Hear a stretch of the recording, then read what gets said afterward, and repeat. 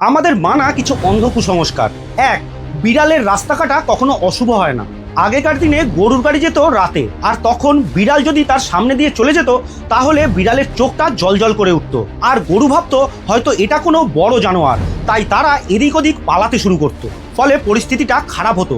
তাই বিড়ালের রাস্তা কাটা কখনোই অশুভ নয়। দুই, রাতে ঝাড়ু দিতে নেই, কারণ রাতে ঝাড়ু দিলে তার ধূলিকণা বাতাসে ভাসতে থাকে, যেটা শোয়ার সময় মানুষের শরীরে যেতে পারে। তিন, রাতে নখ কাটা অশুভ হয় না, কারণ আগেকার দিনে আলো ছিল না, তাই রাতে নখ কাটলে সেই নখ খাবারের মধ্যে যেতে পারত, আর সেই কারণেই রাতে নখ কাটতে মানা করা হতো।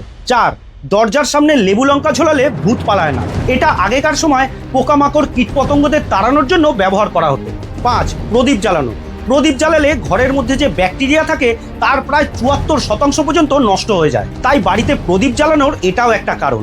ছয়, খাওয়ার পর এঁটো থালায় জল না দিলে শরীর শুকিয়ে যায়। আসলে ঠিক তাই নয়।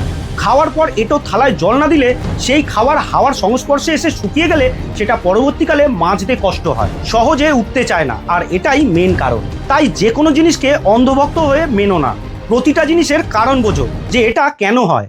আর যখন তুমি নিজেই কারণটা বুঝে যাবে তখন তুমি নিজেই বুঝবে যে আচ্ছা, এটা এই জন্য করা হয়।